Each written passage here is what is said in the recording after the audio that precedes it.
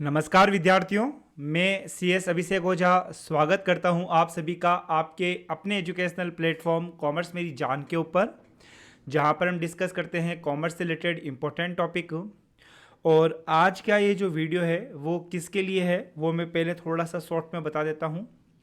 यह video useful रहने वाला है उन सभी स्टूडेंट के लिए जो कि EMRS अकाउंटेंट की प्रिपरेशन कर रहे हैं, जो कि JVVNL के अंदर जूनियर अकाउंटेंट और अकाउंट्स ऑफिसर की प्रिपरेशन कर रहे हैं, जो कि किसी भी PSU के एग्ज़ाम के अंदर अकाउंटेंट, असिस्टेंट अकाउंटेंट की प्रिपरेशन कर रहे हैं, जहां पर उनका कॉमर्स पोर्शन एग्ज़ाम के अंदर पूछा जाएगा।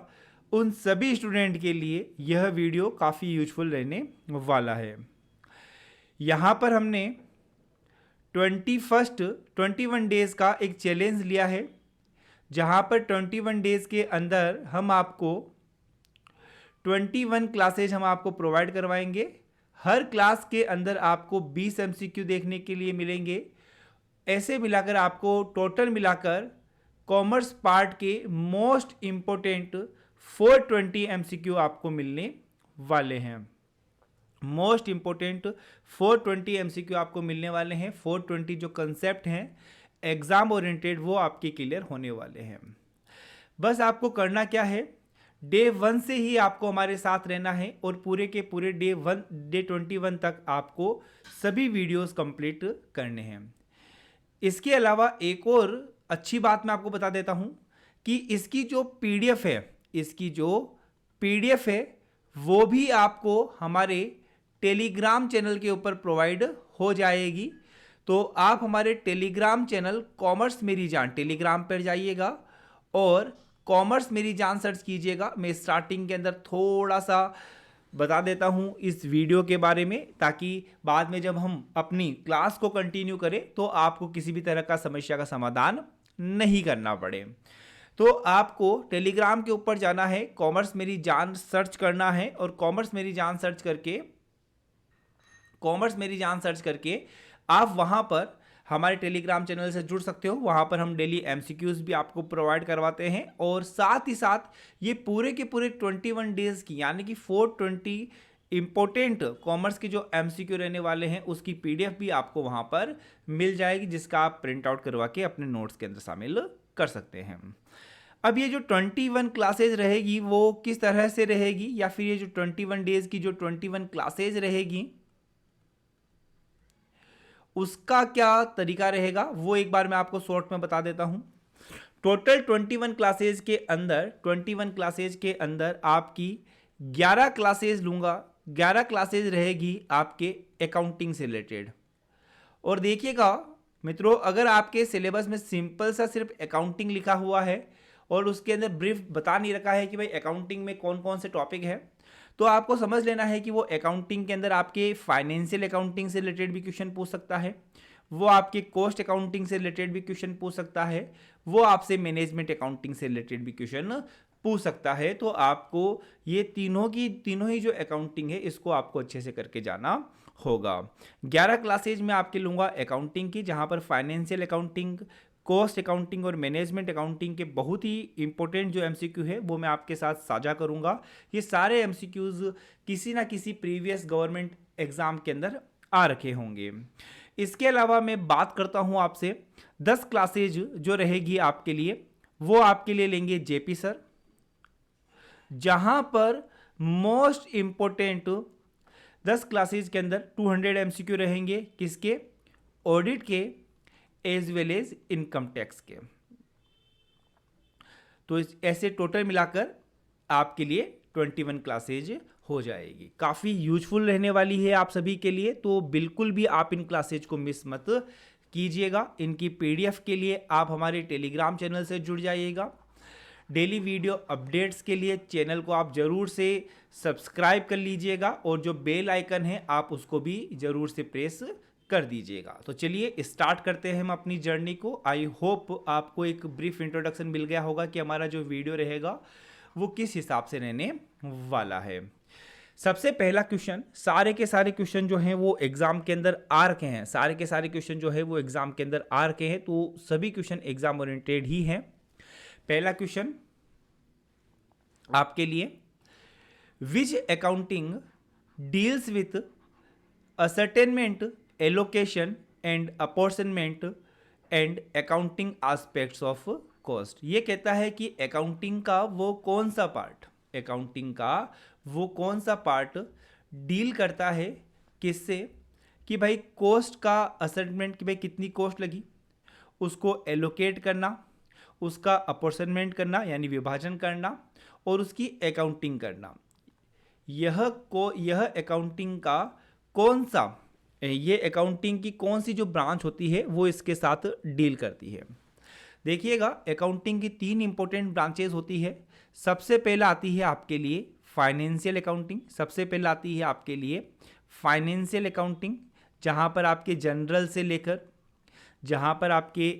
से लेकर फाइनल अकाउंट्स तक आ जाते हैं। बीआरएस आ जाता है आपका, सिंगल एंट्री सिस्टम आ जाता है आपका, डेप्रिसिएशन आ जाता है इसके अंदर, पार्टनरशिप भी आ जाती है इसके अंदर, है ना। तो मतलब यहाँ से इस तरह के क्वेश्चन एग्जाम के अंदर आपसे पूछे जाते हैं। जो फाइनेंशियल अकाउंटिंग रहेगा वो किसके साथ डील करता है, वो डील करता है with the preparation of financial statement. Financial statement को बनाने के लिए किस तरह से फाइनेंशियल स्टेटमेंट प्रिपेयर होंगे, पहले जनरल आएगा, लेजर आएगा, फिर ट्रायल बैलेंस बनेगा, फिर फाइनल स्टेटमेंट आपके, फाइनल अकाउंट्स आपके बनेंगे। तो यह फाइनेंशियल स्टेटमेंट की जो प्रिपरेशन होती है उनसे ये डील करता है। इसके अंदर क्या क्या इंक्लूड होता है, ये इंपॉर्टेंट क्वेश्चन होता है कि भाई फाइनेंशियल स्टेटमेंट के अंदर क्या क्या चीज़ें इंक्लूड होती है। फाइनेंशियल स्टेटमेंट के अंदर इंक्लूड होता है आपके लिए बैलेंस शीट, इसके अंदर इंक्लूड होता है आपके लिए इनकम स्टेटमेंट, इसके अंदर इंक्लूड होता है आपका कैश फ्लो स्टेटमेंट। मैं शॉर्ट में लिख रहा हूँ और ज़रूर से आप ये नोट्स सब बनाइएगा, इंपॉर्टेंट नोट्स बता रहा हूँ मैं आपको। इसमें इंक्लूड रहता है आपके लिए statement of change in equity. ये सारी चीज़ें आपके फाइनेंशियल स्टेटमेंट के अंदर रहती है, और इन सभी को बनाना, इन सभी का जो प्रिपरेशन होता है वो फाइनेंशियल अकाउंटिंग का पार्ट माना जाता है। सेकंड आता है आपके लिए कॉस्ट अकाउंटिंग। मैं शॉर्ट में बता रहा हूँ सभी चीज़ें, लेकिन जितने भी एग्जाम पॉइंट ऑफ व्यू से रिलेटेड पॉइंट है, इस एमसीक्यू का एज वेल एज अदर जो एग्जाम के अंदर एमसीक्यू पूछे जा सकते हैं वो सारे के सारे मैं यहाँ पर कवर अप करने की कोशिश करूँगा। सेकेंड पार्ट रहता है आपका कॉस्ट अकाउंटिंग का। कॉस्ट अकाउंटिंग एक ब्रांच है किसकी, अकाउंटिंग की। यह अकाउंटिंग की एक ब्रांच है, बिल्कुल सर। यह अकाउंटिंग की जो ब्रांच है वो देखती है कि कोई भी प्रोडक्ट की जो कॉस्ट है, उसको क्या करती है, वो आइडेंटिफाई करती है। क्या करती है, वो आइडेंटिफाई करती है कि भाई कौन सी कॉस्ट लगी। उसके बाद में उसका मेजरमेंट करती है, कितनी लगी। उसके बाद में उसका एनालिसिस करती है, और उसके बाद में उसके ऊपर कंट्रोल करती है। इस कंट्रोल से बहुत सारे क्वेश्चन आते हैं मित्रों। कंट्रोल से एक क्वेश्चन आता है, कंट्रोल को थोड़ी सी अच्छी लैंग्वेज में कहा जाता है कॉस्ट कंट्रोल। कॉस्ट कंट्रोल क्या होता है? कॉस्ट कंट्रोल ये होता है कि यार जितनी हमने पर्टिकुलरली कॉस्ट सोची थी, मैं कहता हूँ कि इस पेन बनाने की जो कॉस्ट है वो 10 रुपये रहेगी, और मैं उसका बाइफरकेशन करता हूँ, तो मेरी यह कोशिश रहेगी कि इस पेन बनाने की जो कॉस्ट है वो 10 रुपये या उससे कम रहे। जितना भी मैंने बजट बनाया था, जितना भी मैंने प्लान किया था, उस कॉस्ट से मेरी ओरिजिनल कॉस्ट ज़्यादा ना हो। आई बात समझने? यहाँ पर क्या देखा जाता है कि जो ओरिजिनल कॉस्ट है वो प्लान कॉस्ट से ज़्यादा ना हो, ये यहाँ पर देखा जाता है। आई बात समझ में? और इसके अलावा एक होती है आपके लिए मैनेजमेंट अकाउंटिंग, जहाँ पर मैनेजमेंट को डिसीजन लेने में हेल्प की जाती है। मैनेजमेंट को डिसीजन लेने के अंदर क्या की जाती है? हेल्प की जाती है। आई होप आपको तीनों ही जो अकाउंटिंग है उनका तरीका समझ में आया होगा। तो यहाँ पर कॉस्ट कितनी लगी, उसका असाइनमेंट, एलोकेशन या अपॉर्चुनमेंट, करने की जो बातें हैं वो कौन से अकाउंटिंग से रिलेटेड होती है, वो आपके लिए कॉस्ट अकाउंटिंग से रिलेटेड होती है। एंड में आप जरूर से बताइएगा कि आपके 20 में से कितने क्वेश्चन सही हुए हैं। अब देखिएगा, यह क्वेश्चन एग्जाम के अंदर आ रखा है, एक यह डेफिनेशन का क्वेश्चन है। डेफिनेशन वाले क्वेश्चन ऐसे होते हैं जहां पर मैं कहता हूं कि कॉस्ट बेनिफिट रेशियो बहुत ही कम होता है, मतलब कि यहां पर आप डेफिनेशनों को याद करने में बहुत ज़्यादा टाइम लगाओगे और एग्जाम के अंदर वो डेफिनेशन जो आपने याद की है वो आए नहीं आए उसका कोई भरोसा नहीं है। तो मेरा हमेशा जो कट ऑफ होती है, मैं हमेशा अपने स्टूडेंट को कहता हूँ कट ऑफ कभी भी 100 में से 100% नहीं होती है। आपको हमेशा देखना चाहिए कि कौन से टॉपिक ज़्यादा स्कोरिंग होते हैं। तो इस डेफिनेशन वाले जो क्वेश्चन होते हैं वहाँ पर कॉस्ट बेनिफिट रेशियो बहुत ही कम होता है, यानी कि आप मेहनत बहुत ही ज़्यादा करते हो और उसका जो रिजल्ट होता है, उसका जो फल होता है वो आपको क्या होता है, बहुत ही कम आपको देखने को मिलता है, वो बहुत ही कम आपको देखने को मिलता है। तो अब मेरा कहने का सिंपल सा मतलब है कि यार आप क्या कीजिएगा, जितने भी जो डेफिनेशन वाले क्वेश्चन अगर आपके सामने कभी आ जाते हैं, जैसे कि ये अभी आ गया, तो आप उसको अपने नोट्स में लिख लीजिए। आई बात समझ में? ताकि ये दुख ना हो कि यार मैंने एमसीक्यू के अंदर देखा था और वापस वो रिपीट हुआ फिर भी मैं नहीं कर पाया, तब तो आपको ज़्यादा दुख होगा। और एक यार मैंने कभी ये देखा ही नहीं था, ठीक है छूट गया तो छूट गया। आई बात समझ में? तो इस क्वेश्चन को क्योंकि एग्जाम के अंदर आ रखा है, इस डेफिनेशन को आप जरूर से अपने नोट्स के अंदर नोट डाउन कर लीजिएगा। ए फंड फ्लो स्टेटमेंट जो होता है वो प्रिपेयर किया जाता है, एक समरी फॉर्म होती है जो कि बताती है कि आपकी दो डिफरेंस बैलेंस शीट डेट के अंदर आपकी फाइनेंशियल कंडीशन में क्या चेंज आया है। यह डेफिनेशन किसने दी है? यह डेफिनेशन दी है आपके लिए स्मिथ और ब्राउन ने। किसने दी है आपके लिए डेफिनेशन? स्मिथ और ब्राउन ने यह डेफिनेशन दी है। थर्ड क्वेश्चन देखिएगा, which cost remain fixed in total amount, मतलब कि ये जो कॉस्ट रहेगी वो टोटल अमाउंट के अंदर क्या रहेगी, फिक्स रहेगी, विद इंक्रीज और decrease in the volume of output और product activity for a given period of time. एक गिवन पीरियड ऑफ टाइम के लिए यह कॉस्ट क्या रहती है, फिक्स रहती है, चाहे आपका प्रोडक्शन बढ़े चाहे आपका प्रोडक्शन कम रहे। इस तरह की जो कॉस्ट होती है उसको आप फिक्स्ड कॉस्ट के नाम से जानते हो। इस तरह की जो कॉस्ट होती है वो एक फिक्स्ड कॉस्ट के नाम से जानते हो। इसको आप पीरियोडिक कॉस्ट के भी कह सकते हो आपको, जो कि एक अवधि के अंदर क्या रहती है, निश्चित रहती है, चाहे आपकी प्रोडक्शन बढ़े या कम रहे उससे कोई भी फर्क नहीं पड़ता है। जैसे कि आपके बिल्डिंग का रेंट, आई बात समझ में? चाहे प्रोडक्शन हुआ है या नहीं हुआ है आपको तो रेंट पे ही करना पड़ेगा। वेरिएबल कॉस्ट जो होती है वो आपके प्रोडक्शन के साथ बढ़ती और कम होती रहती है। जैसे कि आपके मटेरियल की कॉस्ट, प्रोडक्शन ज़्यादा होगा मटेरियल कॉस्ट ज़्यादा होगी, प्रोडक्शन कम होगा मटेरियल कॉस्ट कम होगी। सेमी वेरिएबल जो कॉस्ट होती है वो फिक्स्ड प्लस वेरिएबल का क्या होता है, कॉम्बो होता है, तभी तो सेमी का मतलब होता है आधा। तो यह आधी वेरिएबल है, तो मतलब आधी क्या है, यह फिक्स होती है, मतलब कि एक सर्टेन लेवल तक क्या होती है, फिक्स होती है, और उसके बाद में ये क्या हो जाती है आपके लिए वेरिएबल हो जाती है। जैसे कि आपको मोबाइल डेटा कंपनी कहती है कि अगर आप दिन का 1.5 GB चलाओगे, 1.5 GB अगर आप दिन का यूज़ करते हो तो आपके लिए कोई भी चार्ज नहीं लगेगा। लेकिन अगर आप 1.5 GB से ज़्यादा चलाना चाहते हो, अगर 1.5 GB आपका ख़त्म हो जाता है और उससे आप ज़्यादा यूज़ करना चाहते हो तो आपको एक्स्ट्रा डेटा जो प्लान होगा वो आपको यूज़ करना पड़ेगा। आई बात समझ में? तो वहाँ पर 1.5 GB तक तो फिक्स हो गया और उसके बाद में हमारा वेरिएबल हो गया। यहाँ पर एक जो सबसे बेस्ट एग्जाम्पल आता है एग्जाम के अंदर वो आता है आपके टेलीफोन की जो कॉस्ट होती है। टेलीफोन के अंदर क्या होता है, एक अगर आप कॉल करो चाहे नहीं करो उसका जो फिक्स रेंटल है वो लगेगा और उसके बाद में जितनी ज़्यादा कॉल करोगे उतना ज़्यादा रेंट लगेगा। जबकि अभी हालांकि अभी वर्तमान स्थिति में तो कॉलिंग पूरी तरह से अब फ्री हो चुकी है, एक पर्टिकुलर जो कॉस्ट लगती है उसी के अंदर आपकी कॉलिंग हो जाती है, लेकिन ये एग्जाम्पल बहुत प्रचलित है। तो यहाँ पर आंसर क्या रहेगा, सी रहेगा। एंड में जरूर से बताइएगा कि आपके कितने क्वेश्चन सही हुए हैं। Which turnover denotes the percentage change in the labour force of an organisation, कि एक ऑर्गेनाइजेशन के अंदर एक पर्टिकुलर पीरियड के अंदर कितना लेबर चेंज हुआ, मतलब कि पुराना लेबर कितना गया, नया लेबर कितना आया। इन सब का जो रिलेशनशिप होता है वो बताता है आपके लिए लेबर टर्नओवर। वो क्या बताता है आपके लिए, लेबर टर्नओवर बताता है। नेक्स्ट देखिएगा, बहुत ही अच्छा क्वेश्चन है, बहुत ही अच्छा क्वेश्चन है।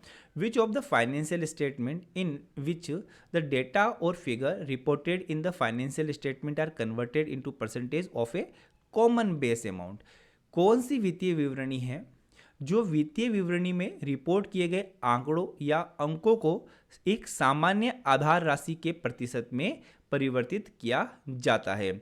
ये देखो, ये हिंदी की ही लैंग्वेज है और ये एग्जाम की लैंग्वेज, ऐसा नहीं कि सर जी आपने कन्वर्ट की है, ये एग्जाम की ही लैंग्वेज मैं आपको बता रहा हूँ।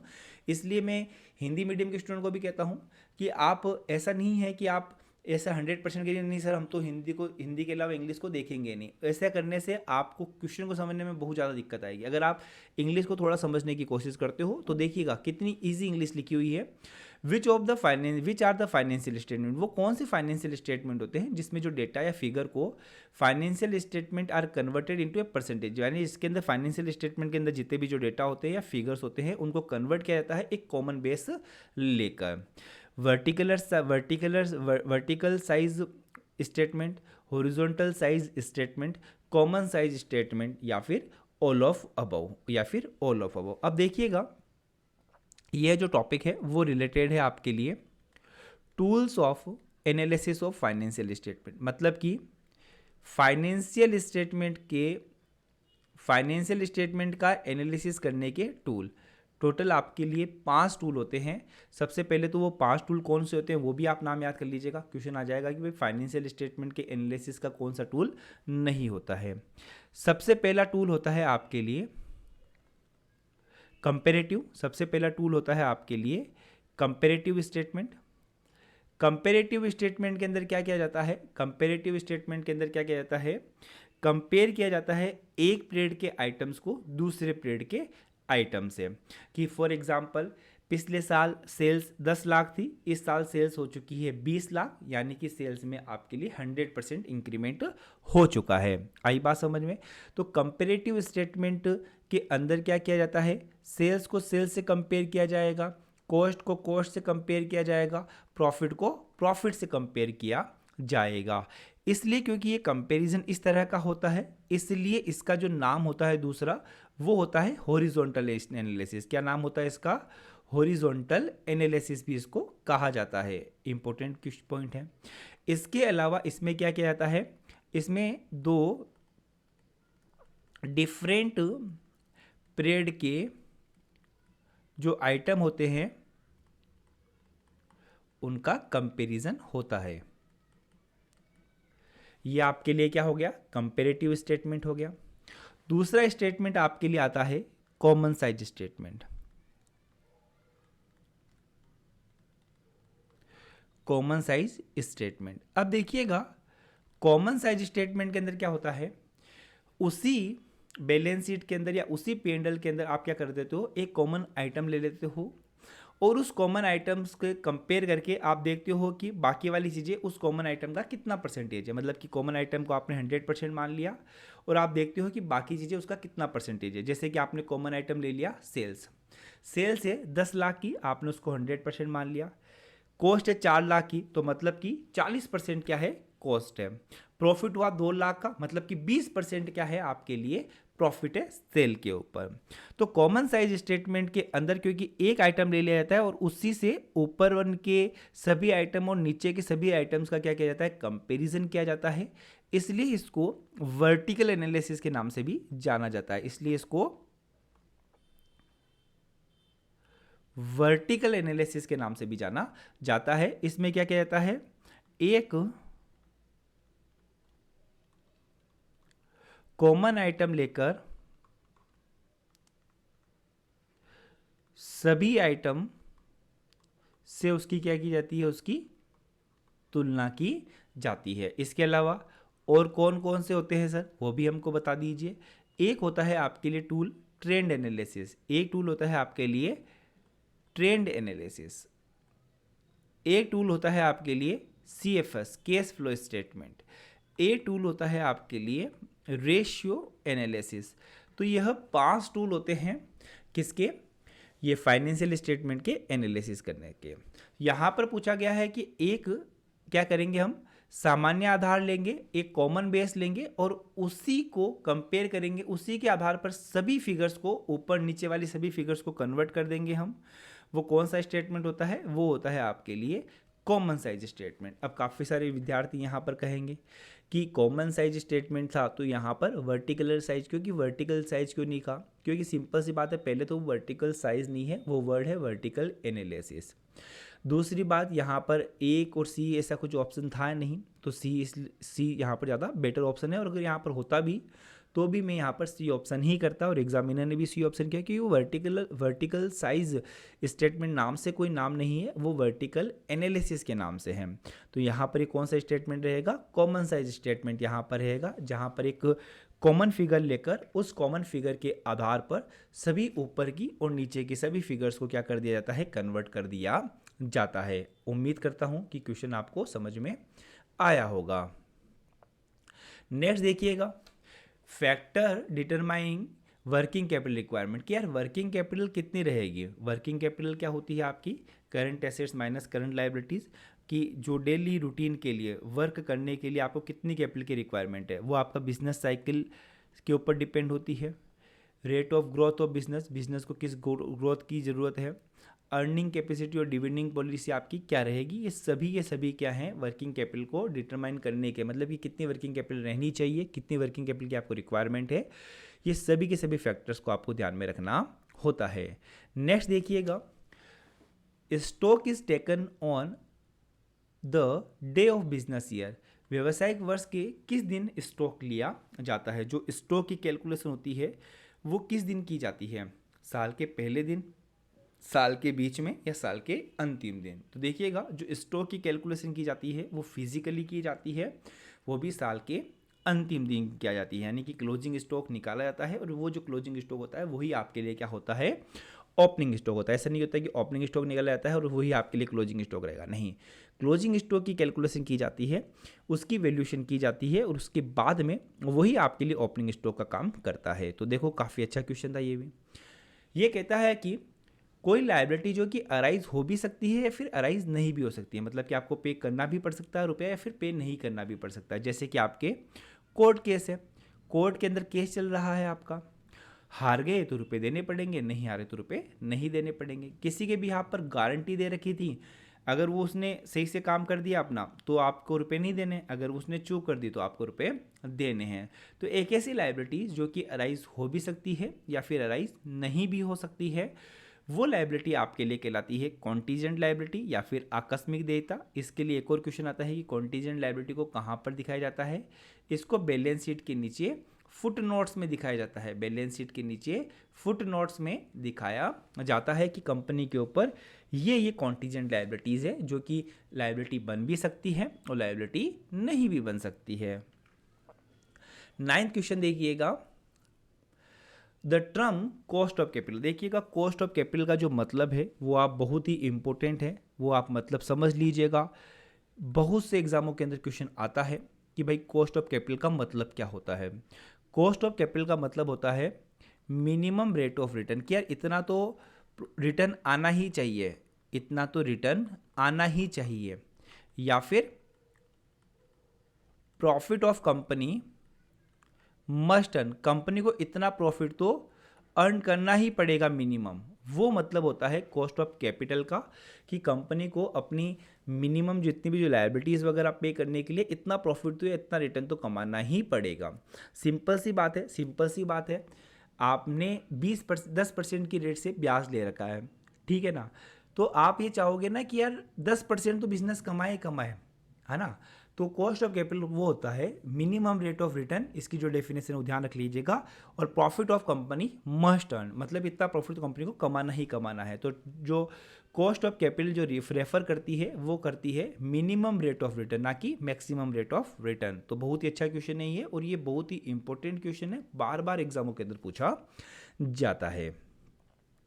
10th क्वेश्चन देखिएगा, ये कहता है कि how many concept of working capital are there. Working capital के कितने कंसेप्ट हैं? अगेन विद्यार्थियों, मैं कह रहा हूँ सभी क्वेश्चन बहुत ही इंपॉर्टेंट है, सभी क्वेश्चन एग्जाम में आए हुए हैं। सबसे पहले हम देखते हैं वर्किंग कैपिटल का मतलब क्या है। वर्क करने के लिए जो कैपिटल की रिक्वायरमेंट होती है वो आपके लिए वर्किंग कैपिटल होती है। Current assets minus current liabilities का फॉर्मूला होता है। वर्किंग कैपिटल के लिए आपके पास दो कंसेप्ट गिवन है। देखो डायरेक्ट ये पूछा कि भाई कितने कंसेप्ट है, दो कंसेप्ट होते हैं। मैं दोनों कंसेप्ट को यहाँ पर बता देता हूँ। पहला कंसेप्ट होता है क्वांटिटेटिव कंसेप्ट। पहला, क्योंकि यहाँ हो सकता है ना यहाँ से भी क्वेश्चन आपसे पूछा जा सके, तो इसलिए मैं कहता हूँ कि नोट्स बनाइएगा, जो मैं आपके साथ नोट्स लिख रहा हूँ। सबसे पहला होता है क्वांटिटेटिव कंसेप्ट। क्वांटिटेटिव कंसेप्ट के अंदर working capital is equal to total of current assets. Working capital कितनी होती है? जो आपकी करंट एसेट्स का जो टोटल होता है वही आपके लिए वर्किंग कैपिटल होती है। मतलब current assets is equal to working capital. Second जो कंसेप्ट होता है वो होता है आपके लिए क्वालिटेटिव। इसके अंदर working capital is equal to current assets minus current liabilities. आई बात समझ में? इसको आप ग्रॉस वर्किंग कैपिटल भी कह सकते हो, इसको आप नेट वर्किंग कैपिटल भी कह सकते हो। तो कितने कंसेप्ट होते हैं? वर्किंग कैपिटल के दो कंसेप्ट होते हैं। एग्जाम में आया हुआ क्वेश्चन, और इस बार यहां से क्वेश्चन पूछे जा सकते हैं। नेक्स्ट देखिएगा, कहता है कि consist in compelling actual cost to confirm to plan cost. ये कहता है कि आप क्या करते हो कि आपकी जो एक्चुअल कॉस्ट है ना वो प्लान कॉस्ट के कंपेल में हो, मतलब कि उसके अनुसार हो।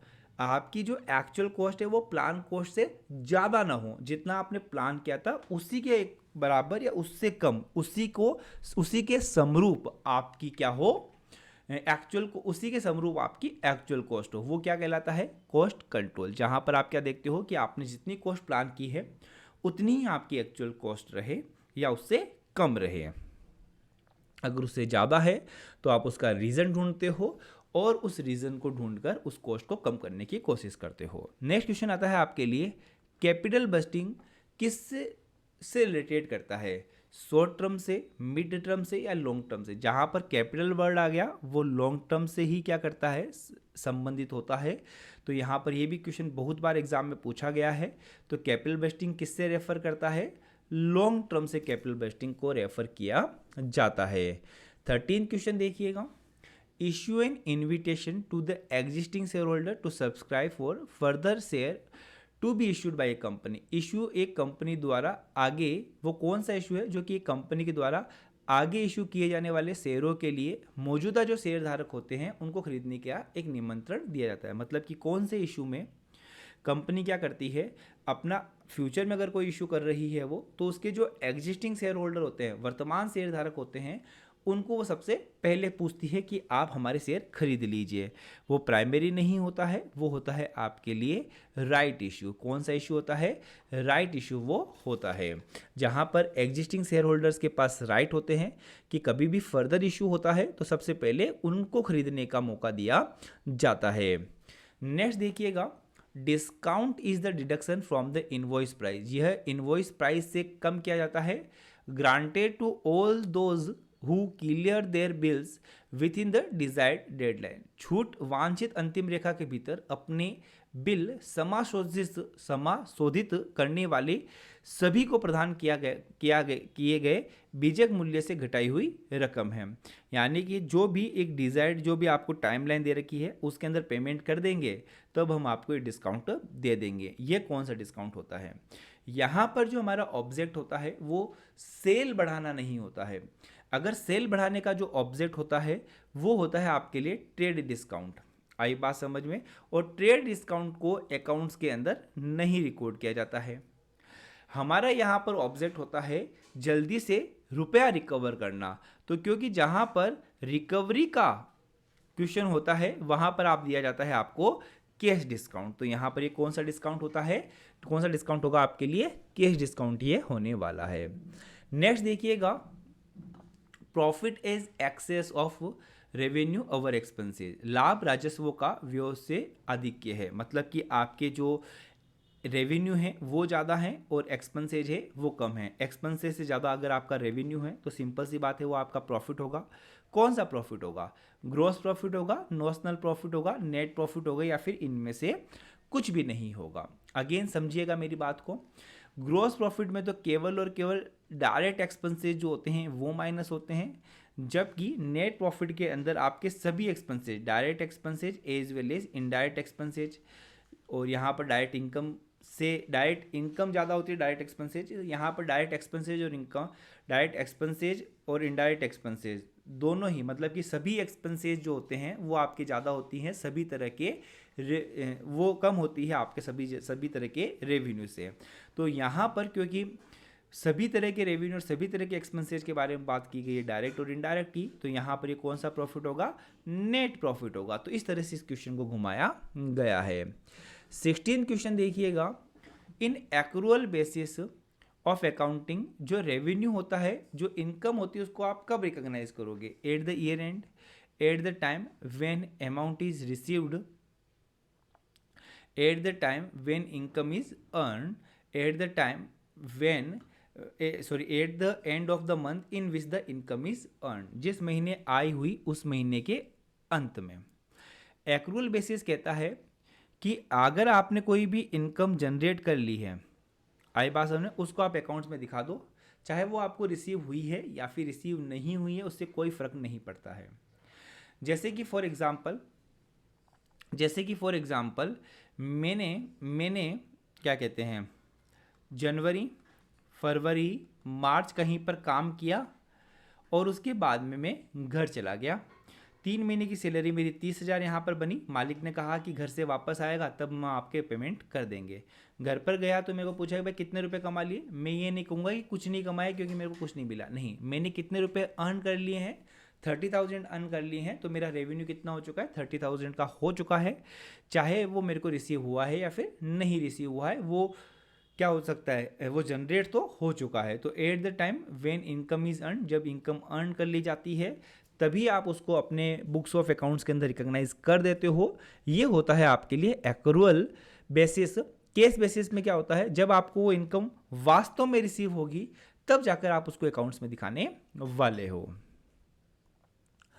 17 देखिएगा, accounting standard as well as Indian accounting standard से एक क्वेश्चन आपके जरूर से पूछा जाने वाला है एग्जाम के अंदर। उनके टाइटल को जरूर से याद कर लीजिएगा। इंडियन अकाउंटिंग स्टैंडर्ड की मैंने बहुत ही अच्छे से ट्रिक बता रखी है, आप यूट्यूब के ऊपर ही सर्च कीजिएगा, trick to remember Indian accounting standard commerce मेरी जान, आपको वो ट्रिक मिल जाएगी। बहुत ही अच्छा वीडियो है, आप हंसी खुशी सारे के सारे इंडेक्स याद कर लोगे। Which accounting standard deal with the accounting for a government grant, government grant से रिलेटेड कौन सा अकाउंटिंग स्टैंडर्ड होता है, AS12 यहाँ पर रिलेट करता है। 19 क्वेश्चन देखिएगा, which among of the following is not a rule of accounting, इनमें से कौन सा अकाउंटिंग का रूल नहीं है।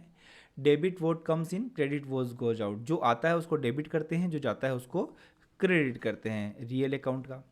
Debit the giver and credit the receiver, नहीं, debit the receiver credit the giver, पाने वाले को डेबिट करो और जो देता है उसको क्रेडिट करो, ये भी है आपके लिए पर्सनल अकाउंट का। ये रिवर्स है तो ये नहीं है, सभी एक्सपेंसेज को डेबिट कर दो, सभी इनकम और गेंस को क्रेडिट कर दो, बिल्कुल ये आपके नॉमिनल अकाउंट का रूल होता है।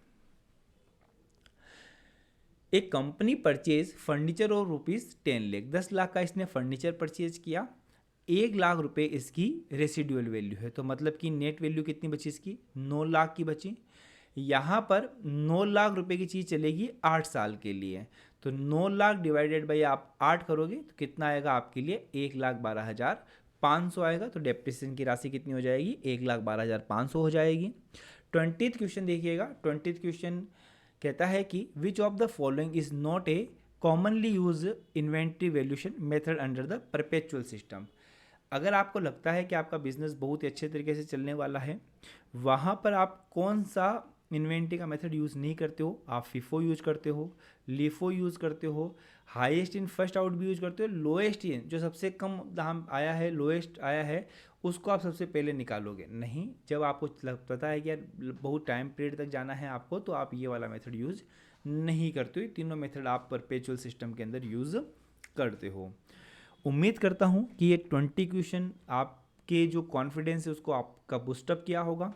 आप हमको ज़रूर से बताइएगा कि आपके 20 क्वेश्चन में से आपका स्कोर क्या रहा। इसके अलावा अगर आपका वीडियो के अंदर किसी भी तरह का कोई सजेशन है तो आप हमको ज़रूर से दीजिएगा, हम इसको कंसिडर करेंगे। और साथ ही साथ अगर आपको इसकी PDF चाहिए तो आप हमारे टेलीग्राम चैनल कॉमर्स मेरी जान को ज़रूर से ज्वाइन कर लीजिएगा। इसके अलावा एक और बात बता देना चाहता हूँ कि हमारी जो एप्लीकेशन है कॉमर्स प्रेप, हमारी जो एप्लीकेशन है कॉमर्स प्रेप, वहाँ पर आपको EMRS का जो कोर्स है वो अवेलेबल हो जाएगा, JVNL का कोर्स अवेलेबल हो जाएगा। आप वहाँ पर जाकर इसको परचेज कर सकते हो। पूरा डिटेल के अंदर कोर्स है और highest selection last time JVNL के अंदर हमने ही दिए हैं। All the very best for your exam. अच्छे से मेहनत कीजिए। मिलते हैं हम अपने नेक्स्ट क्लास के अंदर।